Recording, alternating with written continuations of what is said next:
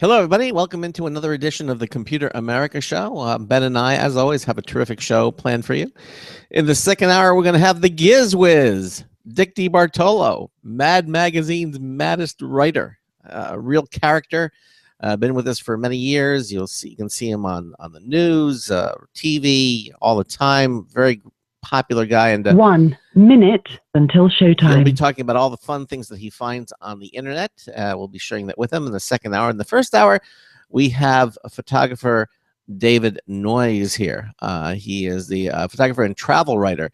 We're going to be talking about his venture from digital photography, from regular photography with film into digital photography, and about his website. It's going to be very, very interesting. David will be joining us here in the first hour of the show. So sit back, relax, enjoy the program as we begin 2 hours of Computer America.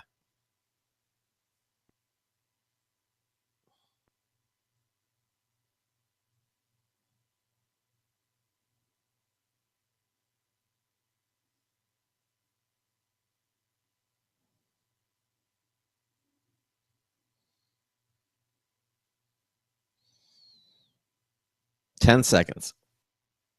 Your show will go live in 5 seconds. 4, 3, 2, 1.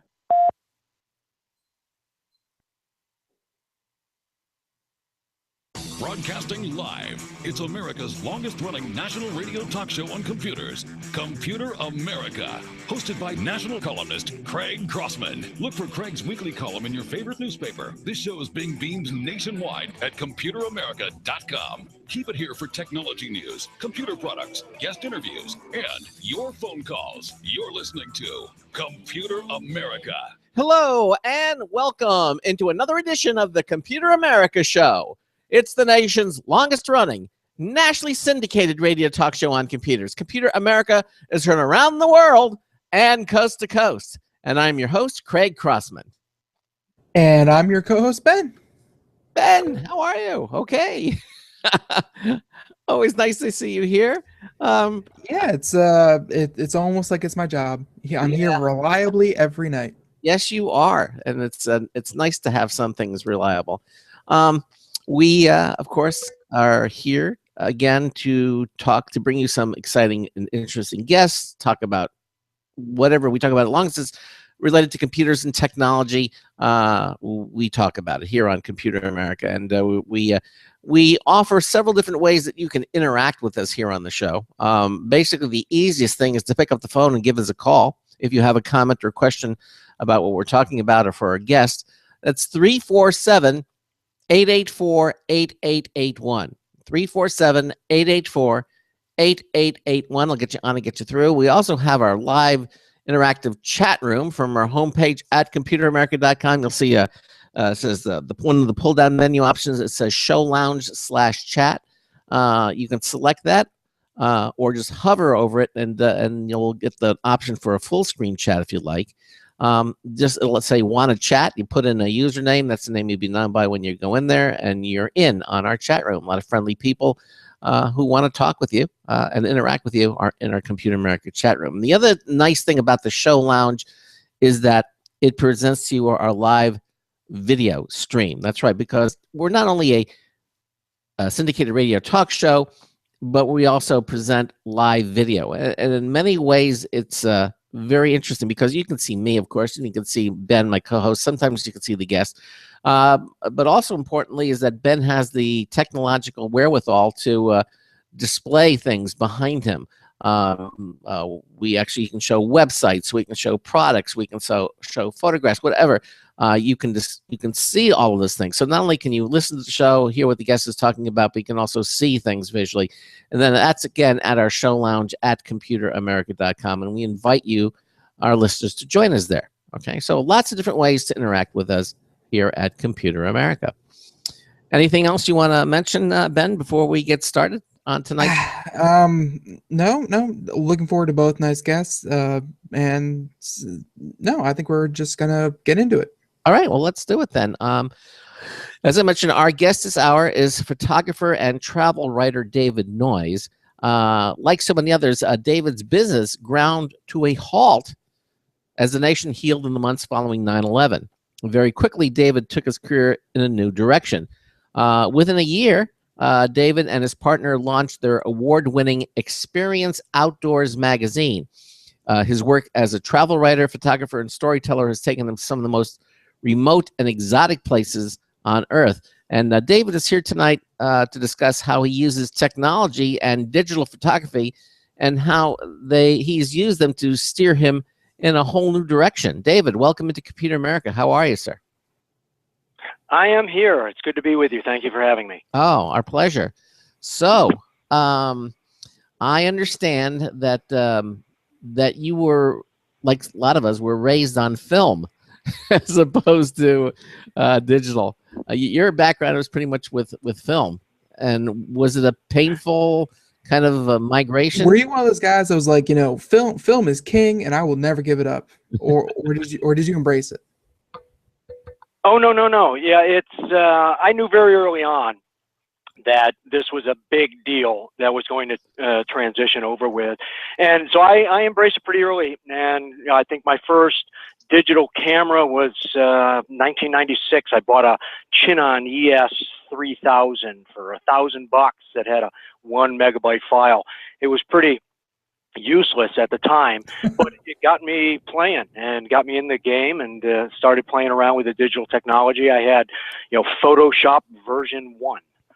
So you knew even way back then that digital was the way to go. Did you think that film was going to? Then you never bothered to tell Canon. Yeah, that film was basically going to be phased out, and that you were hard pressed to find a film camera these days. No, I had no idea. Early on, I still used film for most of what I did. Back in that time period, I'll bring you back just a little bit, probably all the way back to 1986. Wow. When I started a corporate advertising photography studio in Boston. So I was in the advertising business. So part of my, product was being able to deliver what my clients needed.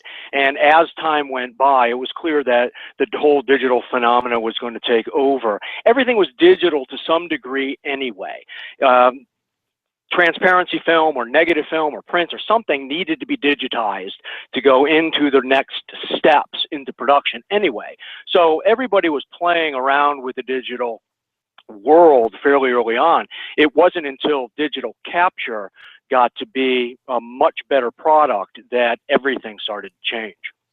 Yeah, I mean, I remember my first digital camera was actually a Casio camera that had, I can't even begin to tell you the horrible resolution it had. It was one of the first digital cameras out anywhere, and it was the most low res thing you would ever 40 by 20, the wave of the future. It was really bad, but I mean, at the time, it was cutting edge. I mean, I'd never really seen anything like it before, and that but it seemed early on that film still had it over digital. It's just you shot it on film and then you scanned it, or you did something something other than starting with a digital camera. You just did, just like Dave was saying, you digitize it in some other way at a higher resolution than cameras could produce at the time.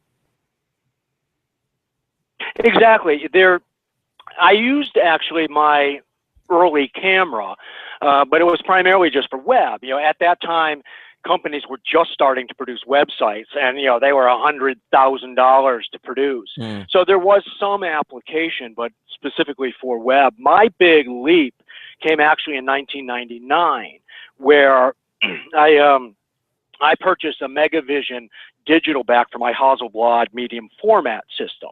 I had shot a lot of catalog work during that time period, and it was all 4x5 transparency, and I was shooting Polaroids, 3 or 4 per image, at $3 or $4 a pop to check on lighting, and the transparency film was expensive, and then it had to be processed, and then the client had to scan it.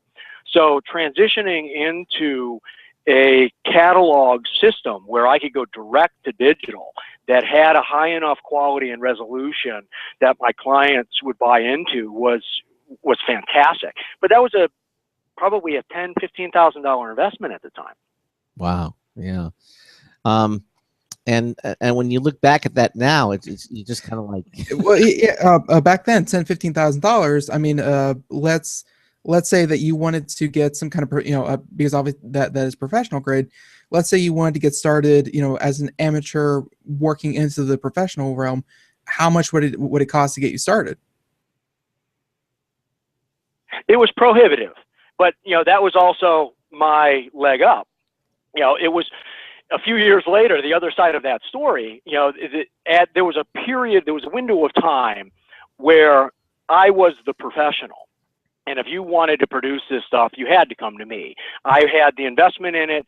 I made money doing it. I had a nice run of the 90s.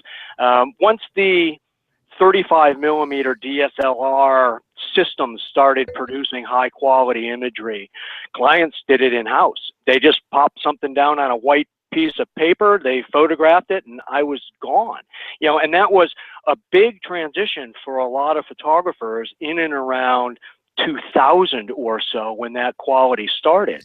And you mentioned at the beginning of the show that 9/11/2001 was kind of a transition period for me. But it was a big deal even leading up to that. What happened after 9/11 to me and a lot of my colleagues is everything just stopped.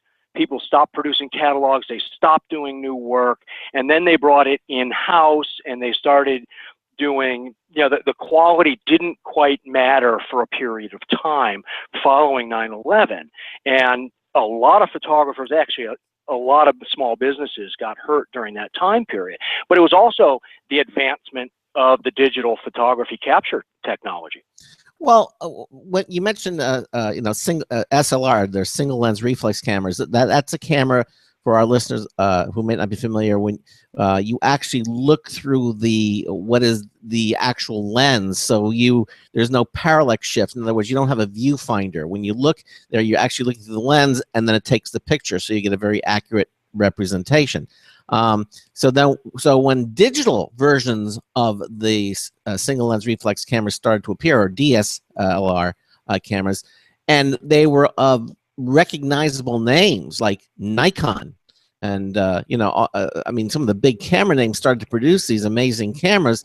I feel that it sort of lent credibility to the technology to those who might felt, this is just something that's going through. But when the big names came out with it, didn't everybody kind of say, okay, well, now the big guys are doing it, and we need to get into on this? Yeah, and it was originally the people that went fast into the digital capture technology was the newspaper industry, and and some of them even had satellite modem systems where they could move images around the world very early on. Now we kind of take that for granted. 1 billion images go up every day via phones.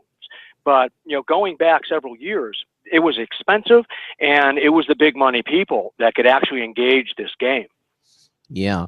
So, and those cameras, when they first came out, were incredibly expensive. I mean, some of those DSLR cameras. But I think the fun thing was that you could definitely tell the difference between a $200 camera and a $2,000 camera, with a couple extra $1,000 worth of add-ons. Like the quality was there. It's just, it was behind a huge paywall.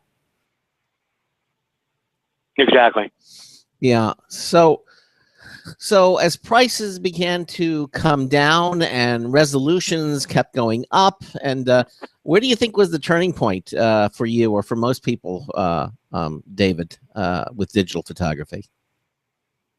Well, I was doing a lot of large format work. I did room sets, I shot a lot of advertising, and that didn't really change. I still used film quite a bit. The medium format catalog stuff that I'd mentioned was a pretty easy transition into digital. But I didn't actually move into a 35 millimeter DSLR, as you mentioned, system really until 2006 or so. I was still shooting film pretty much up until that time. So in and around that time period, from 2006 to 2010 was really a big change in a lot of the high resolution imagery that was available. Yeah. I think that makes a lot of sense. So the so you got heavily invested in digital, and is that kind of what let you start to travel, or was it, you know, going back to 9/11/2001? Like what caused you to start traveling? Well, my first international experience, I live near, and I had lived near the Canadian border, but my first real kind of international experience was in 1997. I was hired to photograph half a dozen or so cigar manufacturing facilities in Bahia, Brazil. And it introduced me to a reality and a world and sights and smells that I had never seen before. And it was intoxicating. I really enjoyed that experience. And very quickly after that, started planning to do an East Africa trip into 2000 that was a challenge for me. Yeah, I had been a studio photographer. You know, I moved things a 64th of an inch with a toothpick for 4 hours with jazz music in the background. I never particularly liked so-called found photography, where you show up in a marketplace or you walk the streets and you just find images to photograph. And that was a very challenging experience for me. It was something that put me way outside of my comfort zone, and I enjoyed it, and I wanted more of it.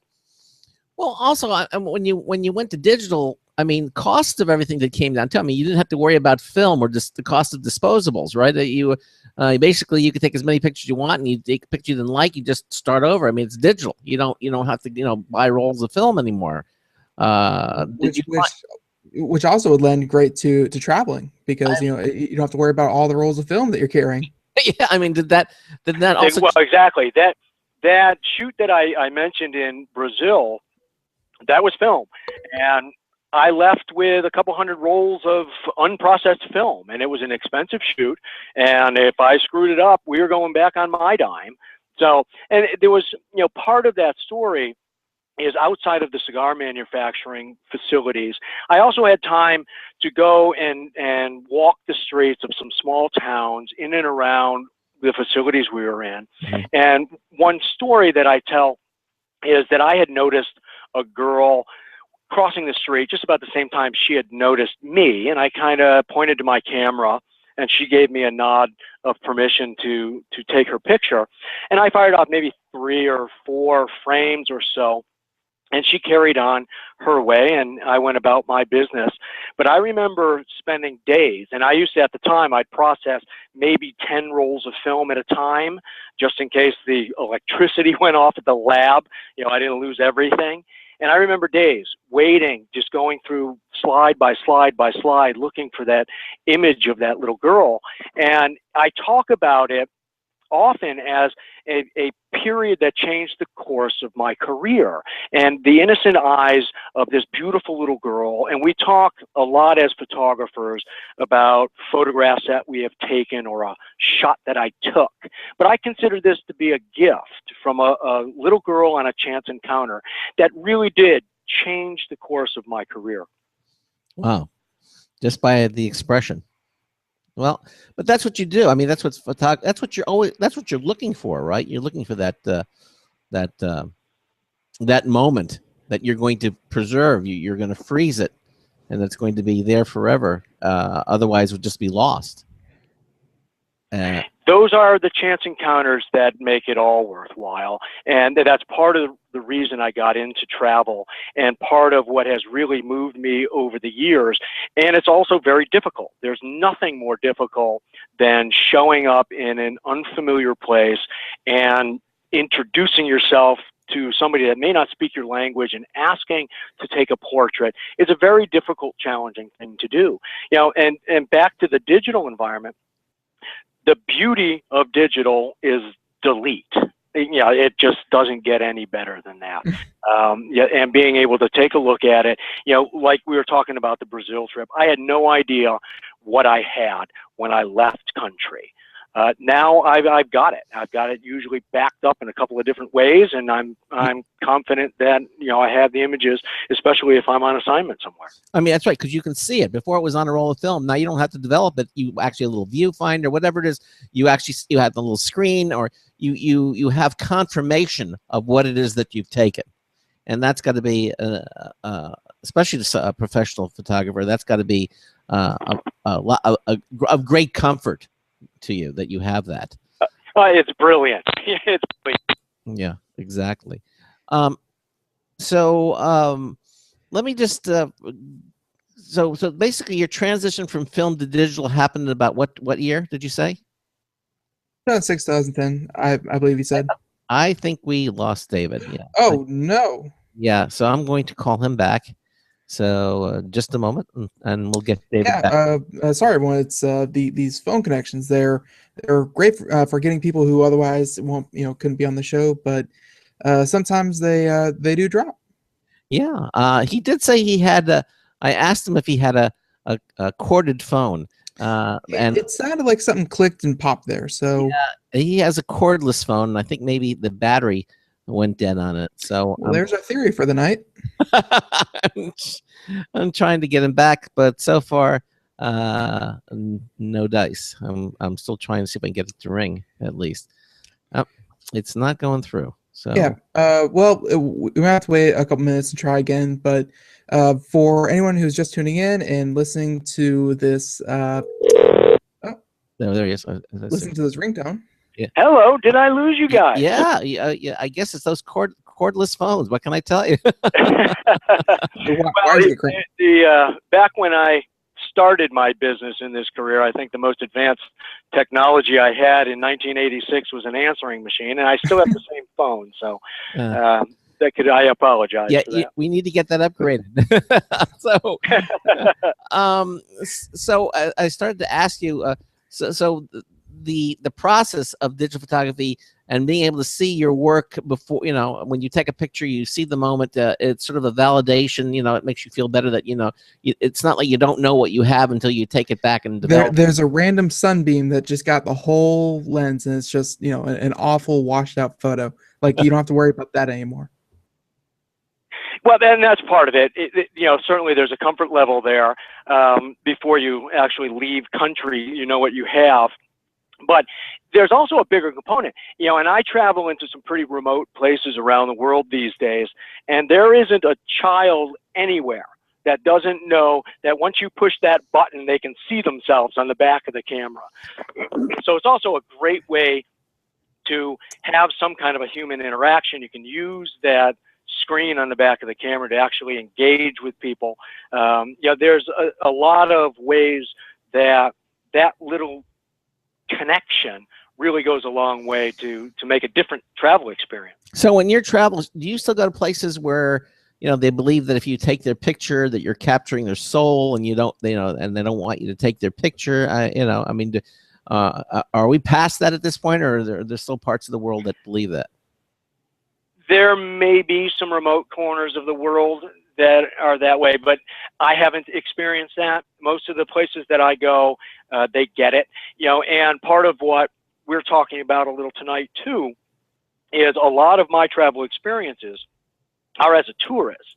I don't have the luxury in kind of my work to spend 3 months, in the back roads of Cambodia. Mm-hmm. I'm going into tourist places, usually with a group at some point. So a lot of the places that I go are expecting tourists to come, even into remote areas. They're familiar with it. They're part of the tourist industry to some degree. So it's very rare these days, except if you're going into some really kind of remote corners of the world to find people that aren't engaged, kind of in the modern world to some degree. Well, your book will be entitled "The Photographing Tourist." So I guess, is that why you chose that name or that title? Because that's what you are. You're a photographing tourist. Exactly. Yeah. There's the bulk of the travel that I have ever done are on trips that I have designed and led, tour operators that have hired me to lead groups, press trips that I might have been invited on, various type of things. But almost always, I'm traveling on an itinerary. And that's the big difference between being a so-called travel photographer that has the luxury of spending 3 months in Cambodia and being a photographic tourist. You never know what you're going to get. The most dreaded words for a professional photographer are meet back at the bus in 20 minutes. Exactly. Well, that kind of puts a time limit on just what you can capture. Like, it's not like you hear about this great place and it's 15 minutes away. It's not like you can take the day and go check it out. It's just whatever's within a 20-minute radius. Exactly. And you never know what the weather is going to be. You have one day here, one day there, and it's kind of the definition of an itinerary is you're going to be at this place at this time for this long a period. But I'll tell you though, I've actually grown to enjoy the challenge of it. It's almost like a reality TV show. When the truck stops, the bus stops, you've got 20 minutes, go. And you create whatever kind of images you can create. Certainly there are other ways to go about spending more time in markets and whatnot, but working on an itinerary is very much of a challenge, and that's part of how I have framed the story that I'm telling. But it's a little bit more than that. I've written the book, or I'm in the process of it. Just quickly, it's done. I'm in kind of final stages of design and edit. I should go to press, hopefully within a month or a little bit longer, and the book should be out and available probably in October, November. But I've written it for a couple of reasons. One, I'll start with the most obvious, egocentric, is that I think I have some nice work and I want more people to see it. But I think I also have something to contribute about how we as tourists navigate our increasingly accessible world with a camera in our hand. The camera can very easily become a barrier between people, or even a source of confrontation, as you mentioned, with people not wanting to be photographed. And today, everybody's a photographer, everywhere, all the time.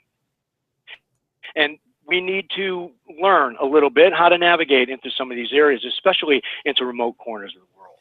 Well, as you mentioned, everybody with a smartphone today is a photographer. Because the cameras are built in there, and there's some fairly amazing camera technology built into today's the modern smartphones. That I know when we took our trip to California, we didn't bring a camera. I just had my iPhone with me and took some wonderful pictures with that. But are you saying that this this book you're going to be releasing, is it a I don't want to say how-to guide, but is it going to be a display of your work in these places, or is it going to be advice for traveling? Like who should pick this up? Is it anyone who enjoys photography? More about anybody that enjoys travel and wants to take better photographs. It's more about the experience of traveling as a photographer than necessarily a how-to guide. I blend a little bit of technical shorts and composition, rule of thirds, point of view, elements of design, fill flash, some of those kind of things, with anecdotes and first-person narrative stories. I've tried to really create almost a magazine style reader experience where you can go and just read some feature-length stories that have 10 or 12 images that accompany them, or if you want to just go in and pick out some technical things that you're interested in, you can go that way too. So, but yes, I'm trying to expose tourist photographers to things that they're going to encounter with local lifestyles, where people gather, landmarks and famous places, adventure travel, all of those kind of things, and how to navigate, our world with a camera. So it very much is, as my subtitle suggests, a storyteller's guide to travel and photography. So the difference between a travel photographer and being a photographing tourist then would be what? an itinerary. Okay. It's pretty much that simple. There's a big difference between taking pictures while traveling and traveling as a photographer. Okay. And part of what I'm trying to suggest to people is to develop the well-trained eye of a travel photographer. Actually see what you're looking at, to be able to encounter situations, to approach it as a photographer. When I show up in a place, like we were talking about before, it's almost like game day when the doors open on the motor coach. Mm-hmm. Athletes call it the zone. I very much go into a very high level of concentration. I'm there working. I'm not casually just approaching a situation. I'm working, and my senses are heightened, and I'm shooting. I'm looking in for contrast, for interesting components that might have some kind of visual appeal. David, I'll tell you what. One of the things I want to find out about when we come back is talk about what equipment you take with you when you travel, and I have some questions also about the formats that you use. But we're at the bottom of the hour, so we're going to take a little break, and then we'll come back. Okay? You're listening to the Computer America show. Ben and I are talking to David Noyes. He is a photographer and travel writer, and we're talking about his new book that's coming out, and the differences and how to take better photographs, really, with digital equipment. We've got a news test bulletin review from Marty Winston coming up. Lots more happening. You're listening to the Computer America show. We will be right back. Don't complain about your cable bill going up and up and up. Do something about it. Grab a pencil and jot down this special number, 1-866-663-MY-TV. The more cable TV rates go up, the better digital satellite TV looks. So, disable the cable and get more of your favorite channels in 100% digital quality for less money. Call 1-866-663-MY-TV right now to sign up for packages starting as low as $19.99 and up to 4 rooms. And there's no equipment to buy. That includes your free HD TV upgrade, your free DVR upgrade, and your free professional installation. And the best part, the pristine digital picture and sound. Call 1-866-663-MY-TV. So, what are you waiting for? Pull out your major credit or debit card. Call 1-866-663-MY-TV. 1-866-663-MY-TV. Disable the cable, cut costs, and get more. Call 1-866-663-MY-TV. 1-866-663-MY-TV.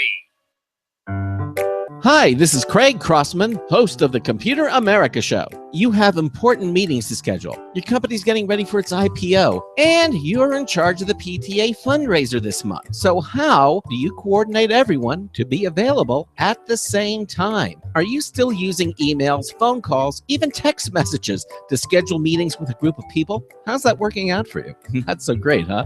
It's a fact that every day, millions of people suffer from scheduling headaches. Well, with Doodle, scheduling meetings with a group of people is quick and easy. With Doodle, you can easily propose available times to each member. Each one checks off the times that they're available, and then you simply pick the time that works best for the group, all in an easy-to-read display that integrates with your existing calendar. Nothing could be more simple. Give Doodle a try for free, and like millions of Doodle users, you'll truly see how easy it is to find the perfect date and time for all your meetings. That's www.doodle.com.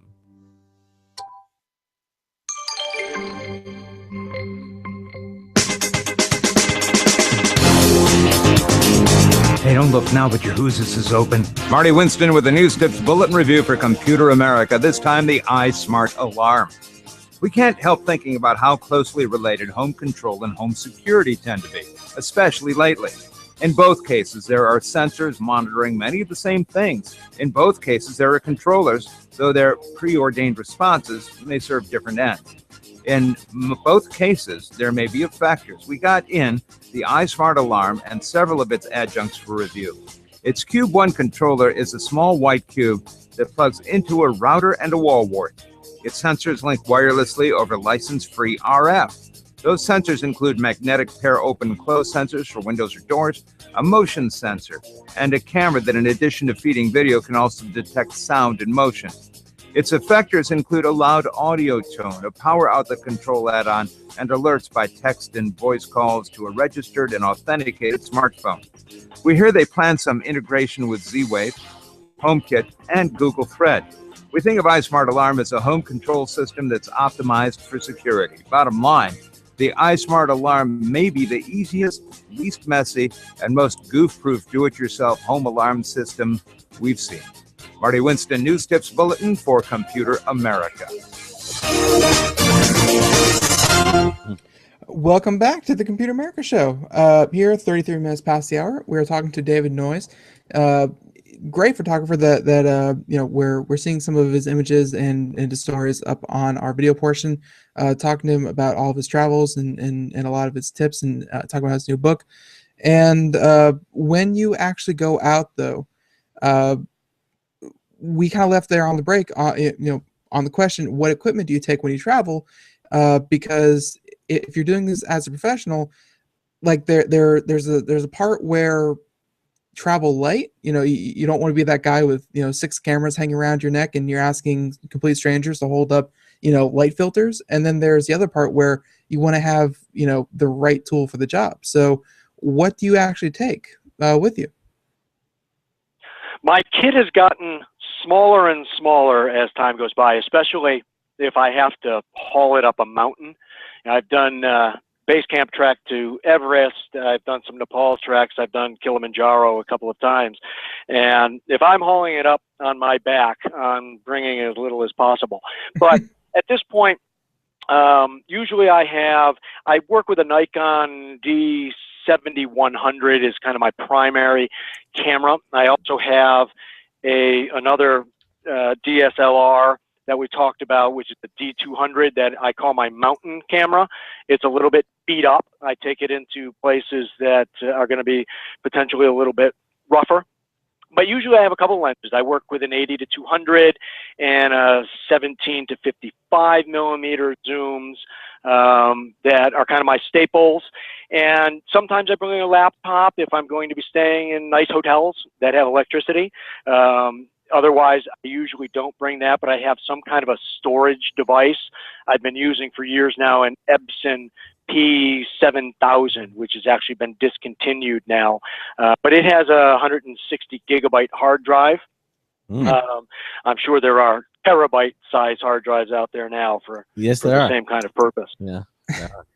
Yeah, we kind of ran into, just last night, we were talking about a 4 terabyte external hard drive that's floating around out there. So tiny format, right? And the tiny format. And they're solid state drives now. Solid state drives, yes, those too. But real quick, you mentioned that you went to Mount Everest base camp.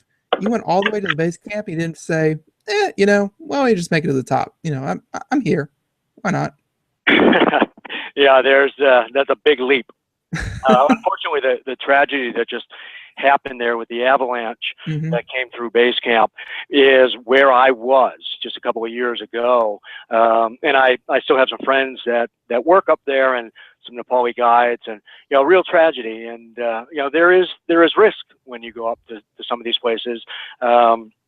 But base camp was plenty for me. The thing is too, you can't, as a tourist, I had a special opportunity because I knew a summit team that was going in, that I was actually allowed to spend 2-3 days at base camp and photographing there, where most tourists can't actually spend the night at base camp. There's a tea house, they call them, that's probably a 4-hour trek away. So most of the time it's just a day trip up and then back. But it's just special country. It's just amazing, beautiful. You know, there's nothing quite like waking up to a sunrise in the Himalaya. Now I understand, Ben, we have a question from the chat room.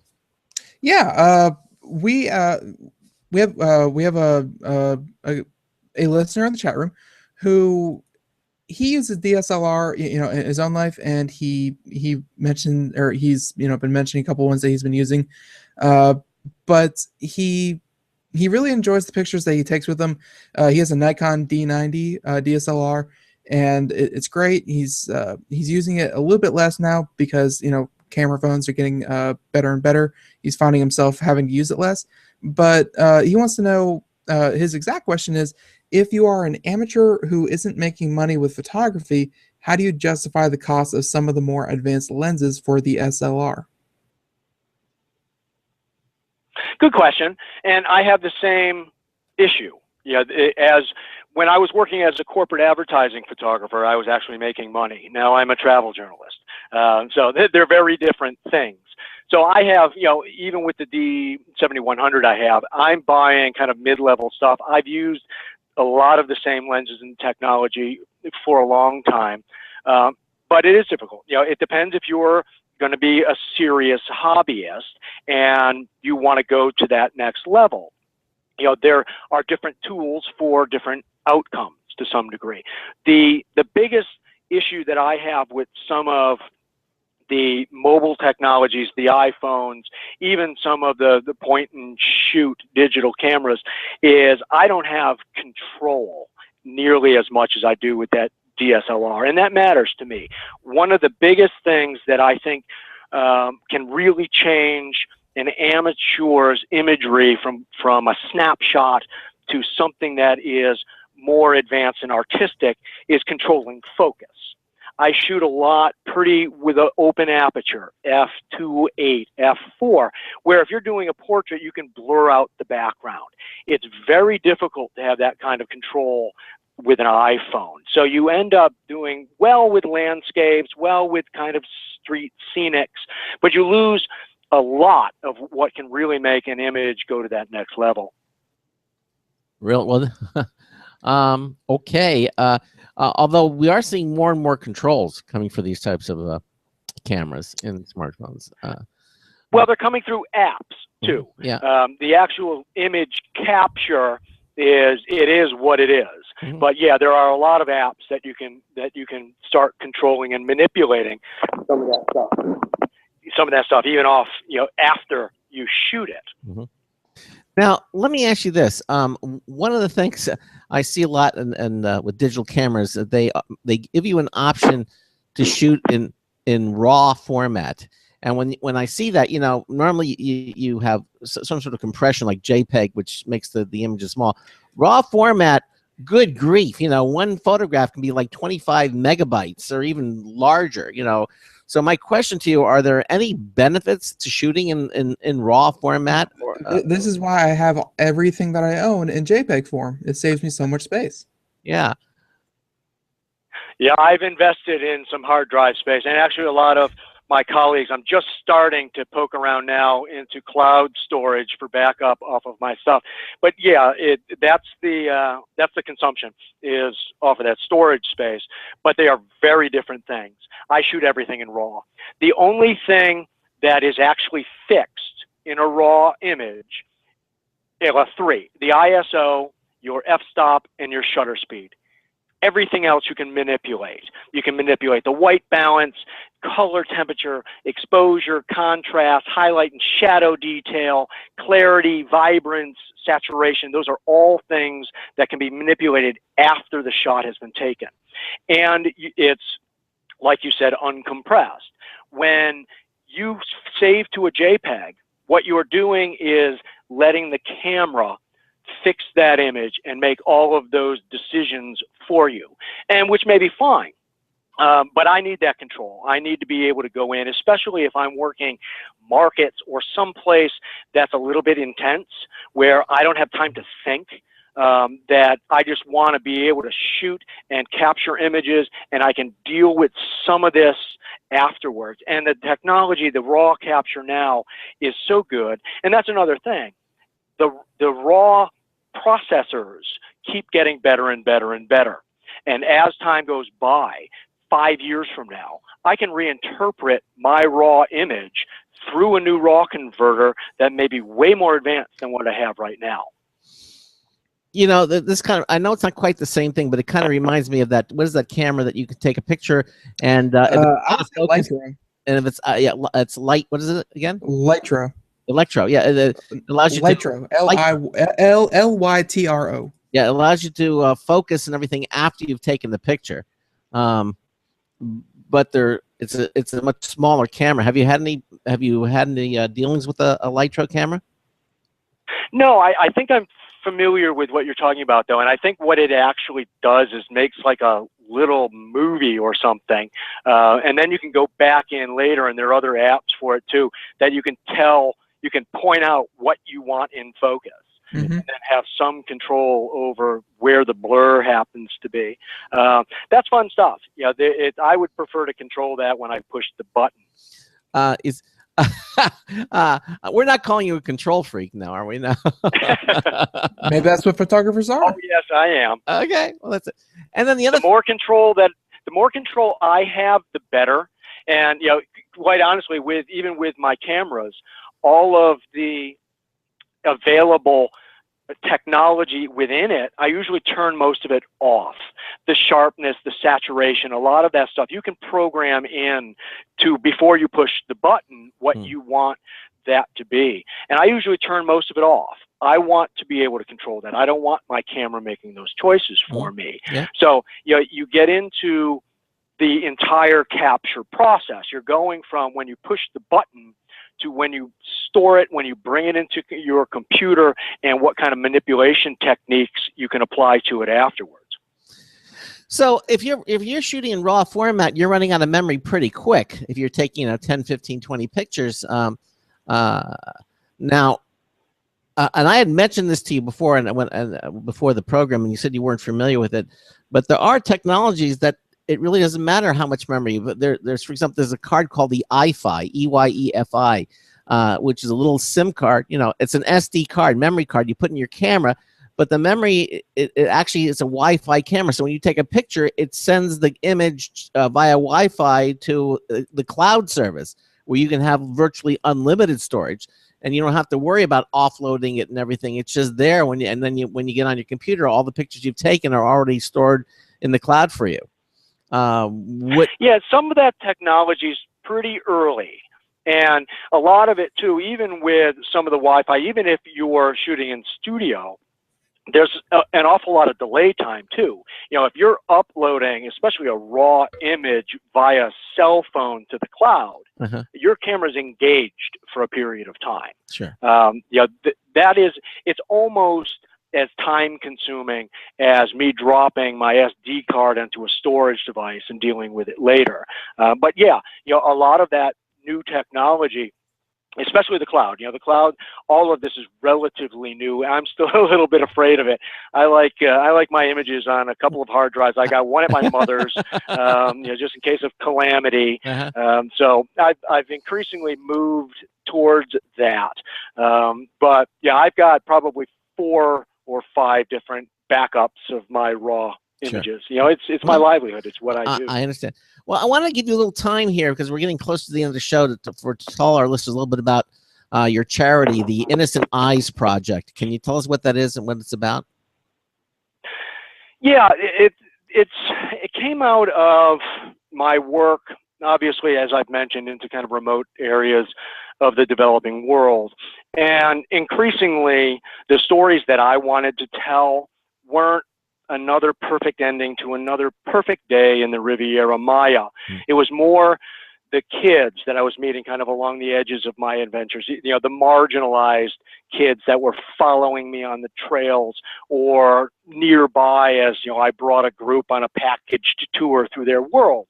And every community leader, every tribal leader that I would talk to and ask, what we can do to help, their answer was almost always the same: help educate the children. And a couple of years ago, I launched the Innocent Eyes Project, and as my way to give back a little bit to where the people and places that have touched my lives, and also to leave something behind, especially with children. And this is part of the story I tell, and I tell it a little bit in my book through indigenous tourism. We often go into orphanages and schools, and they can be some of the most memorable travel experiences we have when we meet the children in the developing world. But then we leave, and they stay there. And a lot of these kids are living hard lives. We leave with a warm and fuzzy feeling, but they're still living in poverty, and we leave nothing behind. So this was a way for me to start leaving something behind. And I chose kind of the education sector because right now, with all of the tragedies in the world, only about 2% of the philanthropic charitable donations in the world actually go to the education sector. And that's really where I wanted to target. And I'm really excited about the work we're doing. Right now, I'm working with 5 partners in Uganda, Tanzania, Kenya, Nicaragua, and Guatemala, where small amounts of money can really make a difference in the lives of children. Wow. Okay. And again, they can see that when they go to your website, what do they actually see there? What are people going to look? What can they learn from going there? From Innocent Eyes Project? Yes. Yeah, we've got background, a little bit about why education. There are links to my partners. We also have some fun engagements that we've done. Like I said, I did a couple of treks to Summit of Kilimanjaro. Those were both fundraising events for Innocent Eyes Project, where I led a group up, and part of that was a donation that went into Innocent Eyes Project. So there's a whole lot of background, a little bit of background on me, a little bit of why I started this. I've got an area called Field Notes that are updates kind of from the field where we're doing some good. I'm actually heading to Uganda next month to help expand a school that we started building for them in a small town called Lugala in the last couple of years. It was the first designated schoolhouse for the community.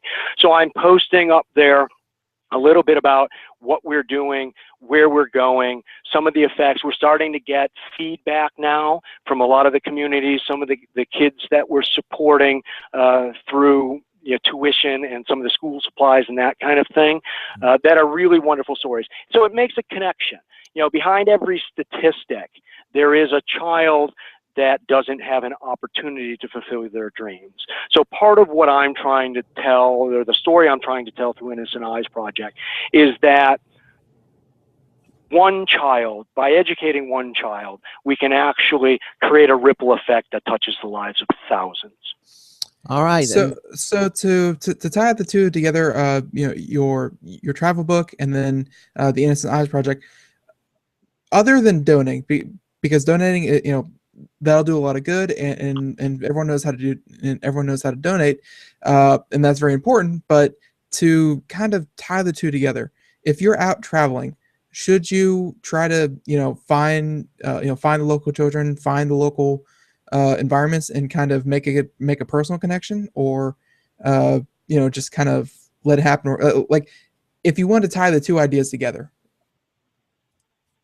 Brilliant question. The problem with children is multi-fold. And like I said, we have a warm, fuzzy feeling. And I have a little subchapter in the book called Beware of the Cute Kid with the Baby Lamb. And it's from reality. There are little girls wandering around the city of Cusco in Peru with baby lambs looking for photographs. The problem with children is if you give them things, especially money, or you pay for photography, you're also making them an important part of the income from the family, and they're not going to go to school, and they're condemned to a life of poverty at that point. So the worst thing travelers can do is actually give things to children, and their parents are nearby. They're working. They're on the job. This is not, fun and games. They're out there. I tell a story about a little girl in Thailand that was working outside of one of the temples that I went to visit. And I took a picture of her, and I actually have it in the book. And then she came up to me with her hand out, and I said, "No money." And she looked up at me now with a scowl on her face. "No money, no picture." And people need to be aware of that. So I thank you for asking that question, because I think it's really important. And there are ways to work with communities and people like me. And part of what I'm trying to do, especially with the groups that I lead, everybody, the whole premise of my charity is it's impossible to travel into remote corners of the developing world and not be touched by the innocent eyes of a young child. So I'm trying to give people that have gone into the developing world, that have had experiences with children, a way to stay connected to those experiences. And maybe it's once a year they donate $20 to Innocent Eyes Project or something like that, and they remember those experiences.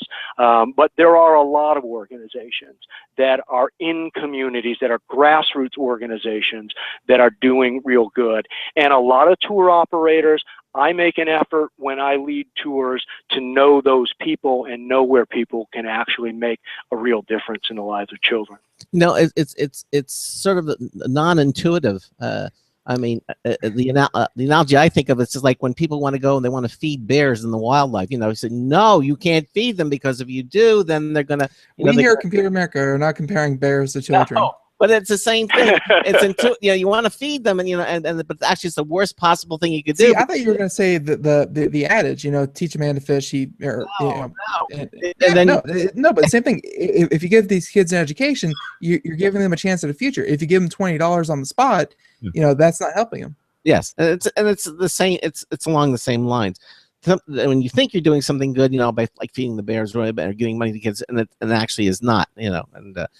And I think they're more and more. Tourists, yeah, go ahead. Tourists are targets, and people understand. Especially in urban areas of the developing world, it's easy money, and they can make a lot of it. And I'm sure the families could use that income, but in that situation, both the tourist and the local community are being manipulated and disturbed by that process. So it is very important to kind of tell those stories and educate people, because people don't know. And it's not that people have some kind of malicious intent, but they just don't know. And it's pens and candy and all kinds of those types of things that you just don't want to create that whole begging society of young children. Yeah.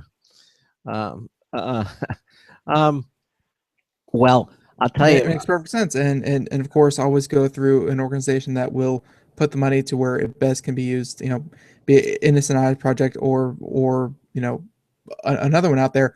But thank you for those warnings. And I'm sure, any listeners in the show who were thinking about traveling, some like me, like I've never traveled abroad, and I'm sure I would be the first one to fall for the cute kid with the lamb.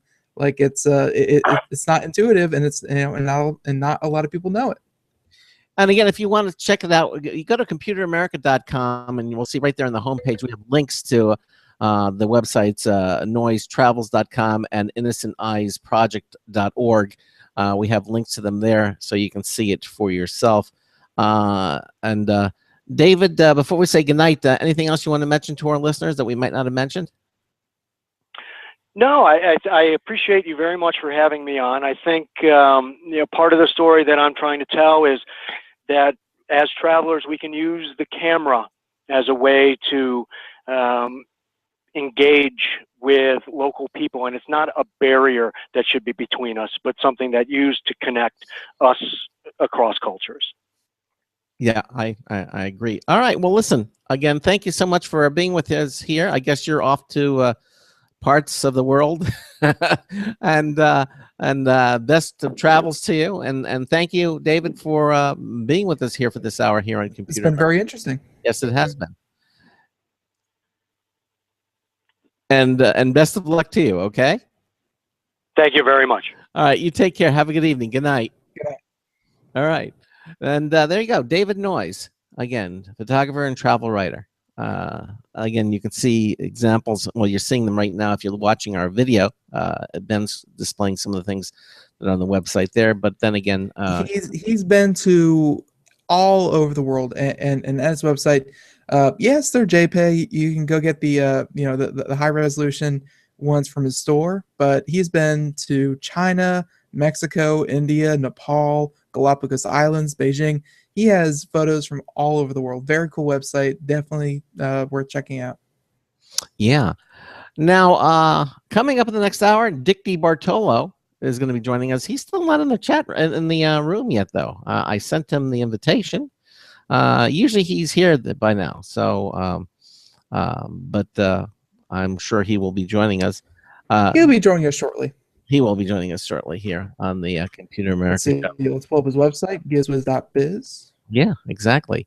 And I'll tell you what. Why don't you finish and take us out? And while you're doing that, I can call Dick just to make sure that we're not having a technical glitch of some sort. And sure. And, For anyone who missed just this last interview, David Noyes, we just wrapped up with him. Great photographer. You can check that out in our archives. We keep those in a couple different places. We keep the video footage on YouTube. We keep the audio playback on Blog Talk Radio and a couple other places. And all of that is easily navigated through our website. It has been newly redesigned and revamped. You can just go to computeramerica.com, find it in our archives, find it in our show notes. Anything we've talked about, any relevant links, you don't have to remember them, you don't have to hunt for them. They're all easy to find. And while you're at the website, if you're listening to this and you feel like talking to others who are listening, or just want to get in contact with us, join us in our chat room. It's provided by Takio. Very easy to use. Combine it with your Twitter. All the setup is done for you. And it's we're just wrapping up the first hour here, and we're gonna have Dick DeBartolo on in just a second. Hopefully. So he's gonna be on. We're gonna be talking about all the great gadgets. He travels to conventions all over the country, and he finds these great items. Be it backpacks, be it tools, be it things for your pet, all over the place. Good thing I called, because he was editing some stuff, and he totally that'll do it. But so Dick DeBartolo will be here in a second. Yes, he will be, and we will be too. You're listening to the Computer America Show. We're going to be right back with another news test pool review as well. Stay with us. Broadcasting live, it's the only national radio talk show on computers to air every weeknight. Computer America, hosted by national columnist Craig Crossman. The first hour's behind us, but there's still more of tech news, tech talk, and your phone calls. We're being beamed nationwide at computeramerica.com. You got computer problems? Bring them on. You're listening to Computer America. Computers run the world, and we run computers. Call us or send us an email to live@computeramerica.com. Hello and welcome into hour 2 of the nation's longest running, nationally syndicated radio talk show on computers. This is the Computer America Show, and I'm your host, Craig Crossman. And I'm your co-host, Ben. And we just again had David Noyes on in the first hour, travel writer and photographer, talking about his website, his new book. If you missed any portion of that, you certainly can listen to it again. We archive everything at computeramerica.com. Our audio and video is archived there. Just go to computeramerica.com, go to our homepage, and right there under the pull-down menus, you'll see there's something called under the news and blog pull-down that says show archives, and it talks all the different ways about how you can listen to at your own leisure all of the topics and things that we talk about here on the Computer America Show. So, and we just make that all available to you. Again, while there, don't forget that we have our contests at computeramerica.com. It's coming up this Friday. We're giving away a really nice prize from our good friends over at Logitech. To be determined. We really got to nail that down. It'll be something nice. It's not like we're gonna mail you the leftover trimmings from the holiday turkey, and we're going to give you some bits of string. It's gonna be a great prize. It's gonna be from Logitech, so it's gonna be good. All right. Well, that said, let's get to our second hour guest. He's known as the GizWiz, as well as being Mad Magazine's maddest writer. He's Dick DeBartolo. He's here to share some of them with us tonight. Dick is an official Computer America correspondent who appears here on the show every last Wednesday of the month. Dick, welcome into Computer America. How are you, sir? I'm good, and you? We're doing fine. We're doing great. Yes, absolutely. Absolutely. And let me just tell you that if you can follow along with everything we're going to be talking about tonight, It's real simple. You can go to our website at computeramerica.com, and we have the link right there to the GizWiz.biz website, and it's the specific link. Or you can just go to GizWiz.biz and click on the banner that says Non-Paid Lackey Fun on Computer America, and you can see all the items that we're going to be talking about tonight, in addition to all the other things that are up at GizWiz.biz. But specifically, we're going to focus on the items that Dick found for us tonight. And before we get started, how are things going with you, Dick? Everything? Things are good. You know, they're doing something not new, but they have CE Week in town now. Mm-hmm. It's sort of like a mini mid-year consumer electronics show. The problem is, and it really is becoming a problem, is it's booth after booth of the same thing. I walked for several hours today, and I saw so many Bluetooth speakers and so many and also how many iPhone cases did you say? Yes. And I was talking to a guy, I forgot the company, with this new Bluetooth digital thermometer, so that now when you would take the kid's temperature, you put the thermometer in, but you have to go get your smartphone to see what the readout is. Yeah. And I said, well, isn't that a little roundabout? It used to just read digitally right on the thermometer. And he said, well, now you track the child's temperature, and you write in each time what you did for the child. I gave the child an aspirin. I gave the child this. And then when you go to your doctor, you can picture your doctor's going to be really excited about this. Mm-hmm. Say, look at the whole would you like to read the whole past week? Yeah. My child's temperatures for the week and what I did each time I went into the child's bedroom? Yeah. I don't know. To them, it makes perfect sense. I mean, to the creators, you know. But yes, absolutely. You and I are grounded in the quote-unquote real world, you know, what people.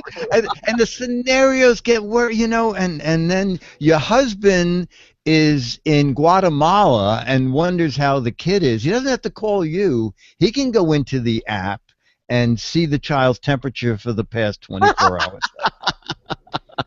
And he was, I know. I said he was going to do another scenario. I said, I get the picture. I don't have to know that your grandmother's in Texas and she's wondering what the temperature anyway. Yeah, and she can look that up too. Yeah. All right. It's like, oh, the baby's temperature is 32 degrees. Yes. And the humidity. The child's humidity. Wait a minute. I think I'm on the wrong app here. Yeah, exactly. Could be. Well, we're going to start off with some travel gadgets. Travel gadgets, absolutely. Now, was there a travel convention, I have to ask, or is it just? No, you know, I sort of have a series of things I do on World News Now, and certainly one of them is travel, and fortunately, I did find some different kind of gadgets for travel. A couple of them are from Travelon. Travelon is has a huge line of travel bags of every kind, and this one is called their Urban Anti-Theft Tablet Messenger Bag. And actually, it has a couple of nice features. So it has 2 padded pockets for electronics. It has a very heavy-duty shoulder strap. The shoulder strap has a piece of stainless steel cable inside it, so that someone can't run up real easily and cut the strap. The front of the bag has a lightweight stainless steel mesh in it, so on a train someone can't slash the pocket, which is something that, you know, a lot of bags you're not even aware that someone ran a knife over the pocket and takes something out of your bag while you're holding it. Wow. It also has 2 RFID blocking pockets. So if you're carrying a passport or anything with a chip in it and you don't want somebody to scan it. And then there's a tethered keychain with an LED light on it, and that's also very useful. So a lot of features in a travel bag. It's anti-theft. I didn't realize that theft is so rampant that it seems to be a lot more overseas, or at least the stories I read is that in big travel cities, cut and run is pretty big, and slashing a bag and taking something. So these are steps to prevent that from happening. And by the way, if you want to see this, if you're online, of course you can go to the website. But if you're also watching our live video feed, Ben is actually showing the items in the background himself, so you can see these items. And how much was the bag? The list price is $65. That's reasonable. All right. Yeah, no, it's okay. Well worth it. Okay. Well, it's a bag with a purpose. Yeah. It's not just a bag. It's a bag with a purpose. Exactly. And then the other thing, and I like this. Last year we had the packable backpack, which is something I use quite often. And what we have new from them is their packable travel bag. And so basically it's kind of like a duffel bag. When you travel, you usually end up with more stuff coming home than when you went over. So this is a fairly small zippered bag. It's 9 inches by 7 inches by like 1.25 inches thick. And just throw that in your travel bag. And then when you're packing to come home and you need another piece of luggage, you unzip this and you pull out the contents, which turns out to be another travel bag. And what's neat about it is the bag that it's packed in flips inside and becomes an inner pocket for your new larger bag. And it's a waterproof, stain-resistant, ripstop material.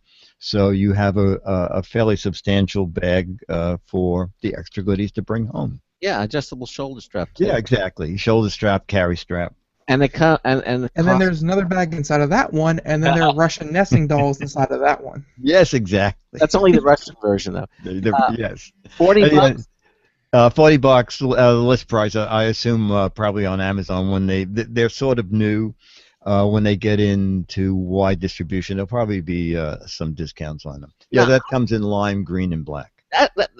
That's what I was wondering about that, because it comes in lime, gray, and black. Why would they choose those? I mean, black I can understand, and even gray, but lime. I mean, lime, believe it or not, is for some reason a big color and continues to be for several years now, and I'm not quite sure why. One of it could be that I think that particular shade, I mean, I've seen school buses like that. It's supposed to be the most visible color to the human eye. It is dead center in the visible light spectrum. Yeah. Oh, wow. And you said he was dumb. He did? So I haven't proved it. So perhaps maybe it's a visibility thing. They want it easy to spot. And that could be. Absolutely. Absolutely. And speaking of that lime green, you got Isn't that funny? And that same lime green, it's got to be it, Exactly. And it's not from Travel On. This is from Satachi. That makes all kinds of... They make really neat gadgets that you've not seen before. So we've seen lots of travel plugs, and this is a very compact travel plug. You push it one way and one kind of plug comes out. You push it another way, a plug for another set of countries comes out. You push a button in, a third plug comes out. They said that the 3 plugs alone cover 140 different countries that you go to. So that's available as a travel plug for about $25. But this version is called the Smart Travel Router plug. So this has a way to attach a DSL cable or cable to it, and then it becomes a mini router. So if you put a cable into it and you have 5 different devices with you, you can use this as a little Wi-Fi hotspot in your room while you're using the plugs to convert power, to adjust the power. There's no actual converter in it. It's just the plugs. And then also the other side of it has 2 USB charging ports on it. Now you have to be careful though. If it's just the plugs and there's no converter, don't you run the risk of damaging? You know what? Most devices these days, most travel devices are 110 and 240. Okay. You know that they automatically turn over. The thing is that when you buy the American version, it comes with the American plug. So this way, you plug the American plug into this, and then the other thing into whatever plug you need for if you're in one of the 140 countries that it covers. Okay. And that's my luck. I'll be in the 141st. Yeah, I know. Damn that guy! Why didn't he tell me about that? Exactly. And its list price is $49.99, but I was looking earlier, and it's $39.99 on Amazon. And it comes in lime green. And it comes in lime green. Yeah, exactly. And no other color choice. Yeah. But when you leave the hotel, you'll turn around and go, "Oh, I almost forgot my lime green plug and my lime green travel bag." Right, and you'll be able to see it from a distance. Exactly. Exactly. All right. Now, one of the things that we're really big on here is 3D printing, obviously, and when I saw this next one, I went, "Oh my goodness!" Because I've seen 3D printers. We've seen them for and all kinds of applications. And yes, we've even seen them for food, making these little sugar sculptures and everything. Yes. But this one is a 3D printer that is really kind of cool. It's really kind of cool, and if you go to GizWiz.biz, there are two different videos. One is the video of the inventor, a young guy with two very young daughters who love pancakes. And he's very inventive, and he took a Mindstorms kit. And if you're familiar with Mindstorms, it's a kit where you can build all kinds of robotic things. Mm-hmm. So he built the pancake bot, and you'll see it uses in the very first one he built, it uses ketchup bottles to dispense the pancake batter. And it's truly ingenious. So you draw a picture on your tablet, mm-hmm. and then you send the drawing to the pancake bot, and the pancake bot moves back and forth, reproducing your picture in batter, and it's actually dropping the batter onto a grill. A hot plate. A hot plate. So you can vary the thickness of the pancake with the software, and you can make, in the video he makes a fire engine pancake, and I think a rocket pancake. And then there's another video of, they put it on Kickstarter, and I think he wanted $50,000, and he got, I think it was $460,000. So a lot of people were interested in this, and it's a little behind in production. I think they said it's coming out in September, and if you were not in on the Kickstarter project, they'll be selling them for $299. Wow. But I said, are there any at the press event? I said, can you do more than pancakes with it? I'm thinking, of commercial uses. I said, can you do icing? And they said, well, we're working with different consistencies. I said, because I could see where you could sell this to a bakery, and bakeries could take pictures of companies' logos, and then the bot could make iced logos. I think I think the guy's going to do well. Just alone that he got almost 2,100 backers. So this evidently got a lot of people's imagination going. Yeah, I'm watching the video. We're watching the video right now on Ben's video image printing out. It's definitely from someone who isn't from a large, well-known company, but that's probably part of the appeal of it. Is it's just a guy with a good idea, and he's putting it out there. Yeah, the pancake bot. There you go. And what's the suggested price is going to be? What? $299. $299, and was it Eggos? Eat your heart out, Yeah, that's right. That's right. Well, keep staying in the kitchen and food items. I've always kind of wondered, sometimes how I can make the perfect drink, and all of a sudden, here it is. Yeah, I was really impressed with this. So this is a little, the gadget's called the Perfect Drink. And it comes with this scale, it comes with the software, it comes with a cable that hooks between the scale and whatever you have for your smart device, a smartphone, an iPhone, an iPad, Android, whatever it is. And the software has 400 drinks in it, and you punch up a drink, and when you punch up a drink on your tablet is a picture of a glass with all different levels, different colors. Each one represents an ingredient. And you look at the first ingredient, and you put the stainless steel shaker that also comes in the kit on the scale, and you start pouring liquor in, looking at your iPad, and on your iPad you'll see the level going up on the picture. When it reaches the right level, there'll be a ding and a check mark to stop pouring. Then you go to the second ingredient, pour it in until you hear the ding and the check. And then you go to the third ingredient. But there are a couple of very ingenious things. If you put in too much of one ingredient, it tells you to go back and it readjusts the other ingredients so it will still be the perfect drink. That's nice. Yes. And the other very neat thing is you can just go to your closet and say, I have these 5 liquors here. And it will bring up all the drinks that can be made with the things you already have in your house. See, that I would find to be very useful. Yeah, if you have like 3. It's like, perfect drink. I have an eighth of vodka and some rum and some Pepto-Bismol and Listerine. What you can make a stomach pumper. a gargle blaster. Yeah.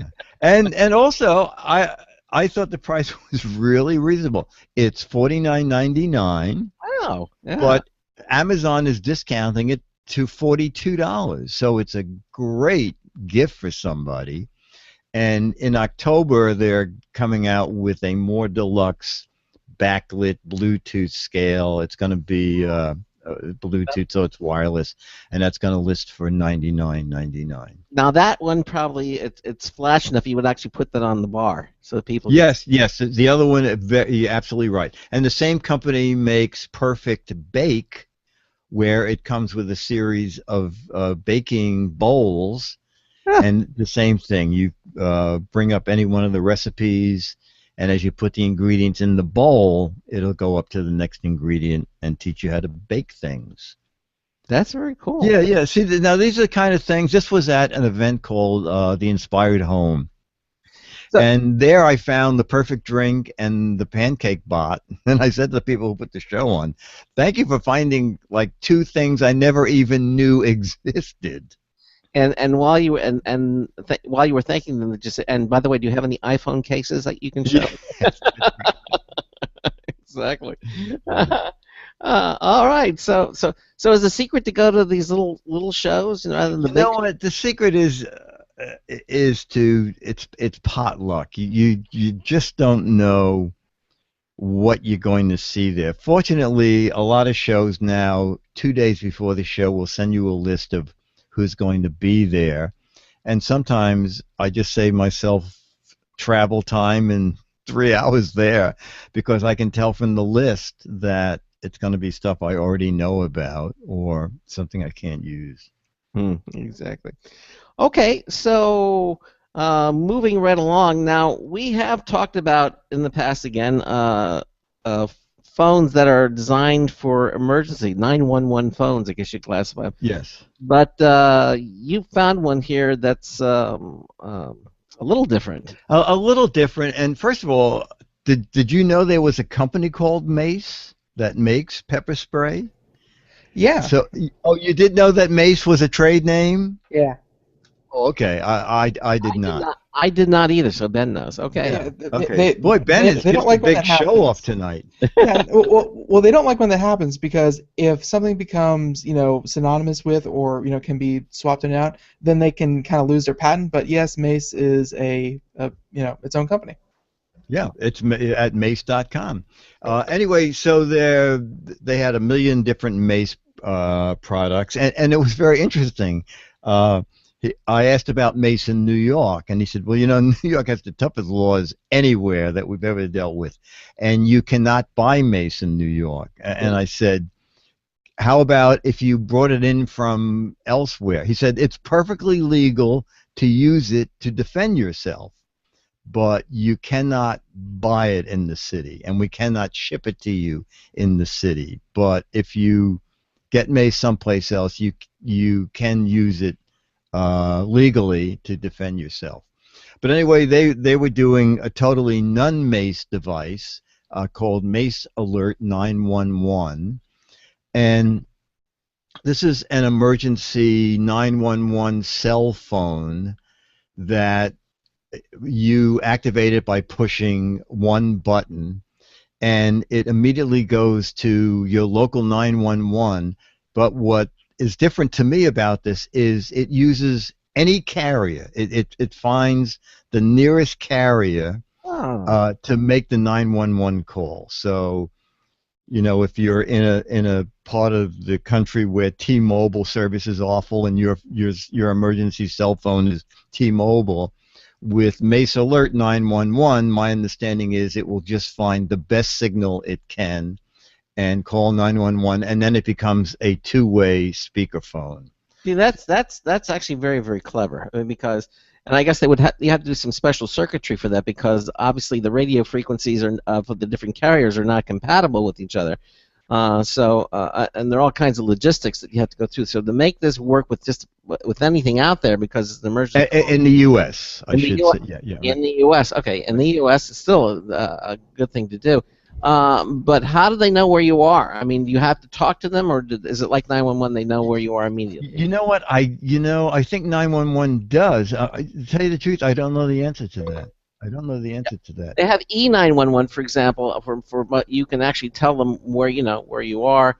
You register where you are, and then it goes to the particular service, where you're located. But I'll have to look on their website and see. And the other thing is, what's good about this is that it's $250, but then you just own it. There's no fees or contracts or anything. So. Oh, that's nice. Okay, yeah. So once you do it, you don't have to. Okay. Now, no, and I said to him, once you use it, does it have to be anything done to it? And he said, no. As often as you need it, you can use it. Once you have the phone, it's just, I think you have to replace the battery at the end of a year. Okay. So. But other than that, it's pretty special. Other than that, it's $250. You can figure it's $250 for the year. I think it's something good to have in your car, or yeah, absolutely. If you need it, or on your boat, or wherever you may be. All right, so we're going to continue on here now.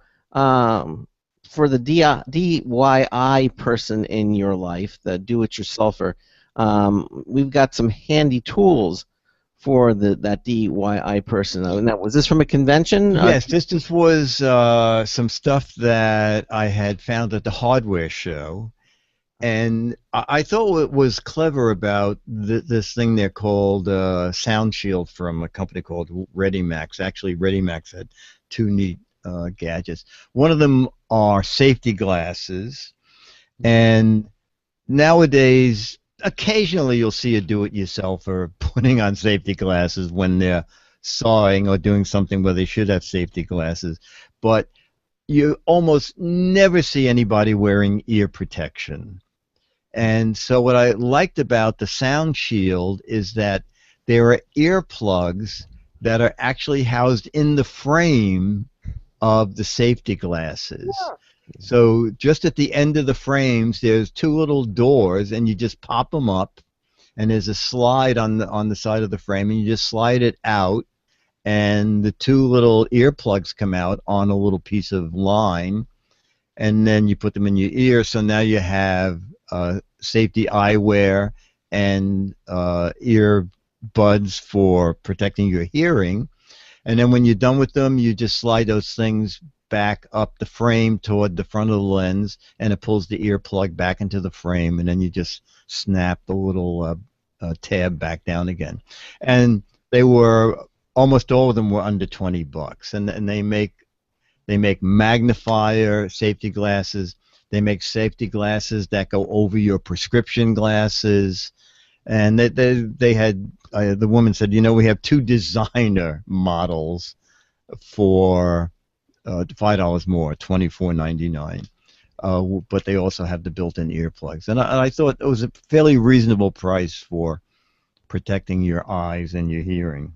Now the earplugs are tethered. You mentioned. So yes. How do they wind up? It was by the action of closing the temples. No. There's 2 little sliders on the frame. So okay. when you open the little thing, you pull the earplug out, and that'll bring the cord out with it.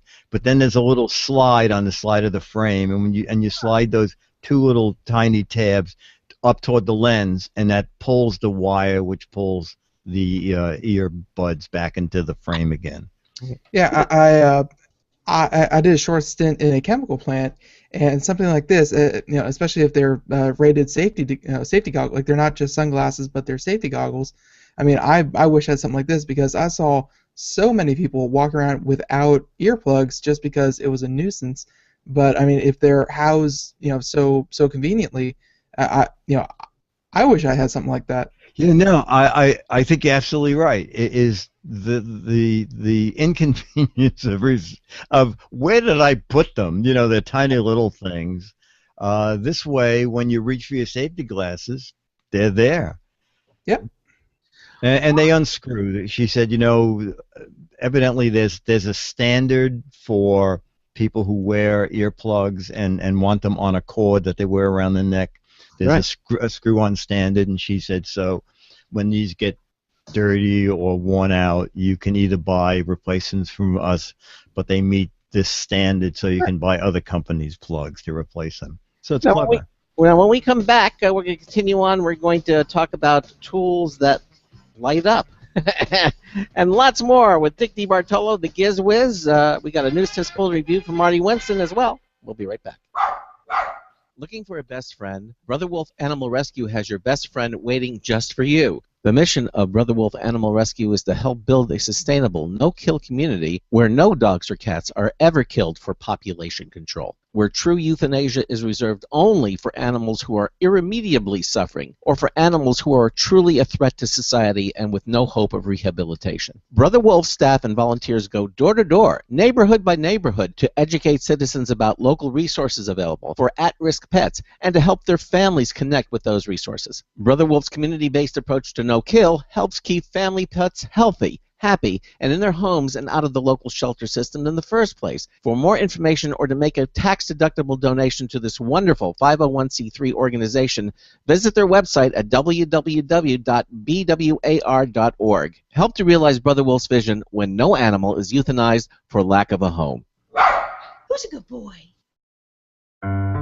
Hi, this is Craig Crossman, host of the Computer America Show. You have important meetings to schedule. Your company's getting ready for its IPO, and you're in charge of the PTA fundraiser this month. So how do you coordinate everyone to be available at the same time? Are you still using emails, phone calls, even text messages to schedule meetings with a group of people? How's that working out for you?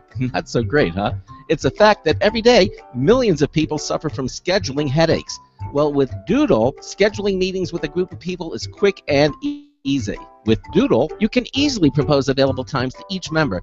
Each one checks off the times that they're available, and then you simply pick the time that works best for the group, all in an easy-to-read display that integrates with your existing calendar. Nothing could be more simple. Give Doodle a try for free, and like millions of Doodle users, you'll truly see how easy it is to find the perfect date and time for all your meetings. That's www.doodle.com.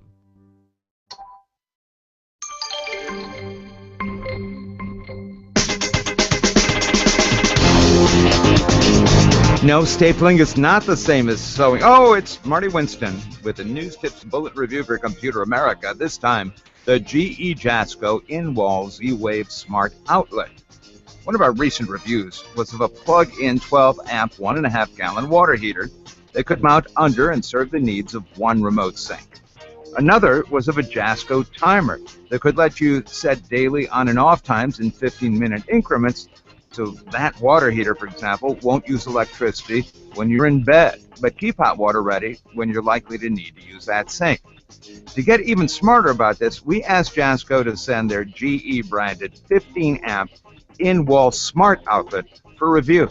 It replaces a standard duplex grounded outlet. Its top outlet is always alive, while the bottom one can be turned on and off by any Z-Wave controller. That means the day of the week, occupancy vacancy sensing, known away factors, and usage patterns can also contribute to minimizing on times and reining in the electric bill. Bottom line, Z-Wave control of the 15-amp GE Jasco in-wall smart outlet introduces more ways to reduce energy without introducing ugly little white blocks to the room. It's Marty Winston with a News Tips Bulletin Review for Computer America. Welcome back to the Computer America Show. Dick DeBartolo has found our new website in our new chat room. It means we have to change it again and move again. I know. Crazy. Anyways, so welcome back to the Computer great. America. I like the fact that the chat room is nice and big now. Yeah. Well, we keep trying to improve things and making it. I found that graphic of you, the one that we're using on the homepage.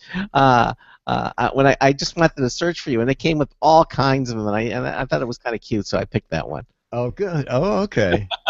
There you go. Yeah, and for anyone out there, yes, check out our website. Lots of cool stuff there. All the resources that you're gonna need after listening to the show. Dick DeBartolo. He joins us this whole hour, and over from GizWiz.biz, and we're talking about all these cool stuff that he finds at trade shows and the likes. And right after the safety glasses, the same company also makes built-in LED in tools, right? Yeah, exactly. I find that to be such a useful thing, Dick. Craig's eyes are going. Let's face it, folks. Really, sometimes because you're dealing in sometimes in a dark area or something, and the fact that you don't have to have a flashlight the whole, but the tool itself provides the light. Yeah, this is great because they have several pairs of pliers where the LED light is between the jaws. Yeah, that's so it's directly on what you're working on. Yeah. You don't need that extra pair of hands, although I see these lights now on some of the power tools, but for a pair of pliers, I think this is ingenious to have that. They're waterproof. And they're not badly priced for tools. They're about $25 for each LED tool. It's an LED light, so there's tiny little watch batteries in there. They're replaceable, but you're gonna probably not go through a set of batteries for a very long time since LEDs take such little light. And also, you're not using this as a flashlight. You're just using it. Sure, to light up the tool. Yeah. Now, let me ask you, what type?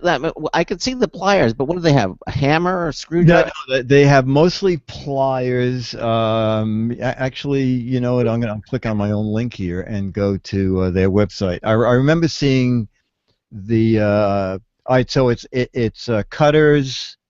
Mm-hmm. and mostly pliers, different kinds of pliers, groove pliers, linesman pliers. Yeah, you wouldn't want to have it in a hammer. I don't think. No. No. But no, exactly. Yeah. I think it's very interesting. And you said it doesn't add much price to it, so there it is. No. The list price on most of them is $25, and they're all coming soon. I think some of them should be out by now because I saw them. Well, I only saw them a month ago, but soon, anyways. It's ReadyMax is the company. Right. So I want to introduce this next item here because for time immemorial, there's been a battle between the people who make locks and the people who try to pick them. Oh, Craig, no, it goes beyond that. It's the whole arms race of nature. It's evolution. It's the arms race. What did you send them to college or something? Yeah, people want to secure things, and yet so people will try to pick the locks and it's this ongoing thing. Then they find a way to pick it, and then they make improvements. It goes back and forth. So when I saw this next item, I went, wow, that's really kind of, because according to the way you have this, here is a lock that a thief cannot pick. Yeah, no, I'll tell you why I like this lock. Probably it's maybe as much as 3 years ago, at a trade show, I saw a man with the first Bluetooth lock, certainly he was saying it was the first, and I'd never seen one before. And he said, "Oh, and it's so easy, and you just take your phone and you just click this, and oh, wait a minute, you just take your phone and you." Murray, are you tuned to this lock, or did you change it? And I'm thinking, this is just what you need, is not be able to open a lock. So when I met the people from Quick Lock, I noticed that it said you can open it via Bluetooth or with NFC, near field communication, or you can buy a tag for your keychain, or you can buy a little tag, a little stick-on tag for the back of your phone. So there was suddenly lots of ways to open this lock, so if a lot of different people were going to use the lock, you could give your kids each one a little tag so they could open it. And what especially was good about it was at the show, I said, "What does it sell for?" And the guy said $80. And I said, you have to work on the price. I said, "I'm very impressed with the lock, but it's still a padlock, and I think you're going to meet resistance at $80." So anyway, I got an email that it's $50. Oh, they dropped the price down. They dropped the price. I'm sure, not only myself, but several other reporters I was traveling with, we were all saying it's a great idea. Now, it looks like this typical lock you see on a locker. Yes. The loop, and it's got the same form factor. It's got the round body, the case and everything. But yeah, absolutely. No valve, no keyhole, nothing. No keyhole. Exactly. So and just a button on the front. So you send it to signal, and I think the red light blinked to say that the signal was gotten, and then you push the button and the shackle opens up. Now, what kind of battery life? You know what? It was, I think, 3 years because it uses so little power, and then you take it home and just charge it for a few hours. I'm looking at my own notes here. Internal battery will last up to 2 years. Now, what happens if the battery dies and then you try to open it, but the battery is dead? You know what? That's a good thought. I carry one of those external battery chargers. I have to charge my locks. Exactly. So what I would do is basically I would make a note to myself that after a year and a half to bring it home and charge it overnight, or just bring one of those portable chargers, and while you're looking for your locker, charge it up a bit. Now I assume there's those, and you can always just bring a laptop and hang out for 5 minutes. I mean, there are ways. Yeah, but then they'll steal your laptop. You need to charge the lock. What neighborhood do you live in? I don't want to get a house near you. Exactly. But it's now, does it? When it loses the final charge, though, does it still remember it doesn't? Is it like burned in? It won't forget, even though. I don't know. I just had a demo at the show, so I don't know the answers to these questions. That pop up to mind, or can you change the combination if someone? Well, I don't think you can change the. It's the code or something, but can you change it with a different tag? Is there a way of programming it so you can change it to a different tag or something? $50, don't you just buy another one? I guess so. Well, $80 though. I mean, come on. No, 50 now. I told you. Yeah. Craig $80. I've noticed after doing this for a while, Craig has a way of asking the questions that no one else needed to ask. Yes, exactly. They come in a variety of let's get free guests and then humiliate them. No. I know we're going off topic just for a second, but we had Expedia on the show about 2 nights ago, and he asked, "What happens if the hotel burns down?" To Expedia, what would Expedia do? And Expedia said, I've been working here for 10 years. That's never happened once, but let's explore this. It only takes one time. Right. Now they come in 4 great. You have black, yellow, blue, and red, but no lime green. But no lime green. No, should I request that? They have lime green, but it's $80. It's a custom color. There you go. All right, so that's called. Oh, hey, look! It's the next story is one that we actually got to try out ourselves. Yes, it is. We did the world's fastest keyboard. Oh yeah, from Cherry. So you have one of these, right? Yeah, they sent us. Yeah. One. I am a pretty good typist, and I love the click-a-clack of keys. And if you do, you'll love this. Now the funny thing is, I was talking to Leo Laporte about this, and I said, it's like a gaming keyboard, and I thought it was on the high side. And Leo said, what? And I said 220. He said, not for a gaming keyboard. And then when I said Cherry, he said, oh my God. He said, do you know that Cherry is probably the leader of making those mechanical keys? Cherry keyboard. Yeah. Yeah, exactly. And also, I do a show with Chad Johnson, and I was saying to him, you can turn certain keys off. And I said, for example, you can turn off the Windows key if you want. And I said, I'm not quite sure why. Mm-hmm. And Chad said, well, if you're a gamer, the last thing in the world you want to do is actually accidentally hit the Windows key. Yeah, that'll put a wrench into your performance. Yeah, bring up the menu that you don't want. So, so did you get to play with this for a while? Yeah, it actually looks really nice to it. It glows like that red. The red is beautiful. Mm-hmm. It's on a rheostat, so you can. Someone came in and said, "Oh, great, but is it too bright for you?" Nothing's too bright for me. Yeah. You can adjust the intensity. Totally adjustable. If you use the Windows key a lot, there are 5 keys that if you use them a lot, you can turn them blue, so you can pick them out easier. And Cherry is actually going to be on the show on the 15th of July in the first hour. They've actually committed to be on the program. Great. Yeah, like this is my first keyboard from Cherry, and it's like every other keyboard I've ever tried has always been fully plastic, and admittedly there have been Cherry keys inside, but to have a keyboard made by Cherry, first of all, $220, that's definitely going to go down. Like that's high end even for a gaming keyboard. Like even that is steep. Right. It's, that's an impulse buy, but this one felt probably the best made keyboard I felt. Yeah, all aluminum frame. Mm-hmm. Ben's saying that's saying something too, because he's pecked at a lot of keyboards in his day too. So I've spilt milk on my share. Yes. Oh, okay.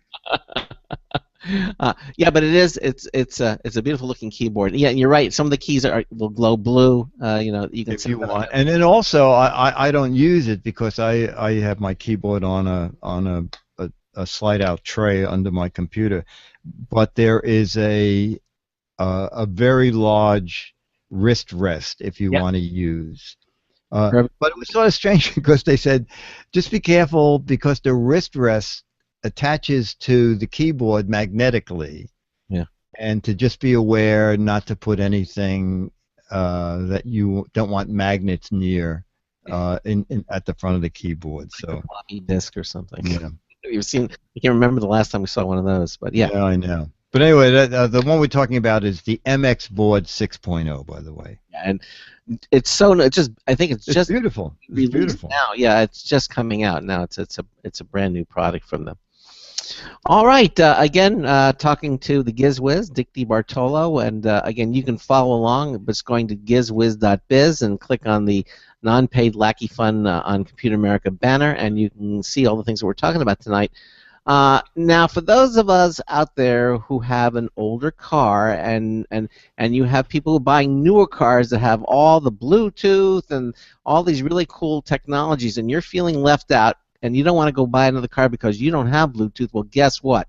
You don't have to buy a new car anymore because Dick's something really cool. Yeah, this is great. It's from Kenevo, and it's a Kenevo Bluetooth car kit with multi-point, and I'll explain multi-point in a minute. So basically, if your car is newer than 2006, there's a very good chance it has an auxiliary in jack on the front of your music system, because they started making in jacks so that you could plug in your iPad or whatever other digital music player you have. So assuming you have an aux in jack, this little kit, there's a little round disc that mounts to your dashboard. There's some adhesive discs in the kit. And then there is, for power, there's a cigarette lighter plug. What's nice about that, it powers the unit, but the back of the plug has a USB charger on it. So you now are charging the Kenevo kit, but you can also plug in whatever device you want. And then the only other wire plugs into your auxiliary in on your car stereo. Now when the phone rings, you can, you pair it once to your Bluetooth device. Right. So this guy has a microphone in it, so now you can answer phone calls through your car stereo. If you're using your iPad or your smartphone for GPS, you'll now hear all the navigation voices through your car stereo. And what the multi-point is, one piece of literature says you can pair with 2 devices. Somewhere else it says you can pair with 4 devices. If that is totally unimportant to you and you just know you're just going to be using one Bluetooth phone, you can buy the previous model. The new one we're talking about is the model 455. That's the one that can be paired to at least 2 devices, maybe more, Bluetooth devices. If you need one that pairs to a single device, that's called the Kenevo Model 450, and I've seen that for as low as $35 on Amazon. But that's it's pretty neat. Good way to modernize your aging car. You know, absolutely, absolutely. Very inexpensively to do that too.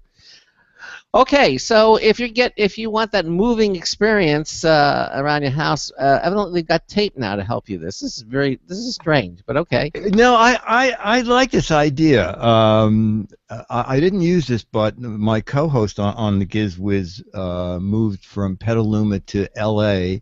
and told me about this tape. So basically, it's tape for your cartons, but instead of just sealing your cartons, you get 6 rolls of tape, and the tape is marked: bathroom, bedroom, 2 different colors for bedroom, living room, kitchen, and fragile. So this way, when you make up boxes, you don't even have to worry about having a magic marker. You can just wrap a tape around each box. And when you are putting the stuff down, you can pretty much put it directly into the room it's going into. And it's reasonably priced to my mind. You get 6 rolls in 6 colors for $14. And it's Amazon Prime, so free shipping if you're an Amazon person. That's very clever. I thought it was. Did you actually get to play with it? I did not. I did not. Well, he'd have to move. That's what no. It's just sometimes tape just there are different qualities of tape. No, there is. Okay. Chad Johnson used to work in the shipping room, and it's a medium grade tape. Okay. So he said that rather than seal the boxes permanently with it, he would use a heavy duty tape to seal the boxes, and then run this around each box so he knew exactly where the boxes went. And I thought just for that alone, it's worth it comes out to a little more than $2.25 a roll. That's not bad. Yeah, it's pretty clever. Makes sense.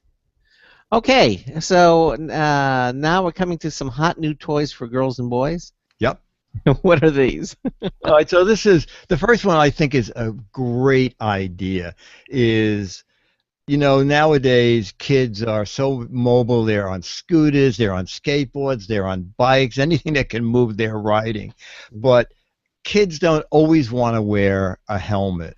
And these are Minion, it's a whole line called the Minion Safety Gear, based on the Minion characters from, I think, is the new movie out yet? Despicable Me, yeah. Despicable Me, yeah, exactly. And so, and also I think they're reasonably priced. So there's a hard hat for kids, not a hard hat, but a helmet, yeah. Safety helmet for kids. You can either be the guy with the one eye, or you can have the helmet with two eyes.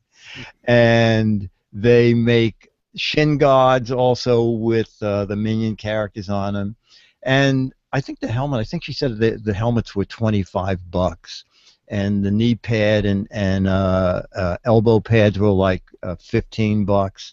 So I think it's an easy way to get a kid to wear safety gear. So I thought that was a fun item. What is this Minion music and soundboard? What is that? Oh, that is a little. It has a picture of the Minions on it, and you can play music on it. So, and it also, do you know how the Minions talk? They go, yeah, right. So you can play music, but you can also put in those sounds. Okay. And since we're talking now, we're sort of talking about these innovative toys. We've got another one here called Ruminate. Ruminate. Yeah, Ruminate. And it was so funny because I met this girl and she was telling me about it, and she was saying that very few women go into master's engineering programs, okay, and that her and her friend had gone into engineering and decided that they would come out with kits to get girls interested in building and engineering and designing and programming their world. And so they came out with these Ruminate kits where they can actually build little project houses, and parts of it can light. There are a couple of kits that have motors, so you can make little motorized devices. And it started out as a Kickstarter project, and then the two girls got on Shark Tank with it. Yeah. So she said right now they've gotten into many of the big stores. Wow. And there's going to be another big kit coming out in the fall, but they now sell, I think she said there were 5 or 6 kits with more coming, and they start at about $20, and the elaborate kits run all the way up to $100. But it's a great idea to get, young people into, especially young girls, into tech and designing. Yeah, it seems like Connect, but for girls. Yeah, exactly. Yeah, and in pretty rainbow colors too. And we're watching the video right now. Pastel colors, little dolls, that kind of thing. Makes sense. Yeah, very, very cute. All right, so now the next item that you have is an action cam. I don't know if we even have time. Let's see if we can do it really quick. An action cam designed for kids, age 4. Okay, so this is, you don't want your kid going out with your GoPro, even though in theory they're indestructible. So this action cam has a 1 1/4 inch color LCD screen. You can do stop motion video, time lapse photos. There's some software in there for fun effects.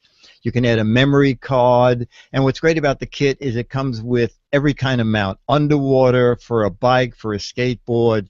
It's for kids 4 years and up, and the whole kit, sold with everything, is under $60. All right. And it's called Kitty Zoom Action Cam. And again, you can see all the things at GizWiz.biz. Here, or all the things that Dick has. What are you up to? What's coming up? Let's see. So now Chad Johnson and I started our own TV channel, GizWiz.tv, and so we do our show live on that channel, and then when we're not live, you can watch any of our past shows. Mad Magazine goes on and on. Oh, the current issue, you'll like the current issue that just came out. I have a takeoff on pocket hose in it. Pocket hose now with Viagra-infused fibers. Exactly. Anybody use one of those and turn it on to see how they expand. Exactly. They're actually very useful if they don't. You know what? I do agree. Yeah. do agree that, and the new one's a little bit better. The hardware's a little better. My first one. Oh, they explode. Yeah, exactly. Yes, exactly. The fitting broke off about the third time I screwed it onto a faucet. They finally realized they had to do something, so now they have them higher plastic, or they even have metal on them. Yeah. So. Yeah, exactly. I have the one with the better plastic, the orangey plastic thing. Exactly. Hey, yeah, so Mad Magazine and Twit, and I'm still on with Leo. Excellent, excellent. Well, listen, it's always a pleasure having you here on the show. Obviously, stay with us to the end. Yep. Dick DeBartolo, the GizWiz, Mad Magazine's maddest writer. Thanks so much for being with us here on the show. Now, tomorrow night, we're going to have Eric Schoenfeld is going to be back with us. He was with us a few months ago. He's the executive producer of Demo. That is that convention that's coming to Boston. Basically, it's sort of like the Shark Tank, but for inventors. People actually go to Demo and promote their ideas, and they have some very interesting ways to promote and get people to prosper. 90 seconds. He's going to be in the first hour, and then in the second hour, we're going to have a company called I Love is going to be on. We've got the Vice President of Business Development. I Love makes some really cool gadgets, including their shaker speaker, the Bluetooth speakers. They've got a number of really interesting products and cameras for your iPhone. He's going to be joining us in the second hour of the show as well. So that's going to be the program. Again, Greg Kusharian, 60 seconds. Vice President of Business Technology from I Love, is going to be joining us there. So Demo in the first hour, and I Love in the second hour of the show. Again, thanks to all of you for being with us here tonight on Computer America. It's always a lot of fun, and we continue to have fun. Don't forget to go to our website at computeramerica.com and register for all our social media contests. Our Facebook, Twitter, Google+, YouTube. Every one you sign up for, you get that many more chances to win some really nice prizes that we give away from our good friends over at Logitech. That wraps it up. Thanks again for being with us here tonight, and Ben and I will see you here tomorrow night, same place, same channel. So until tomorrow night, this is Craig Crossman, hoping that your hard disk never becomes floppy. Seconds. See you tomorrow night. Good night, everyone.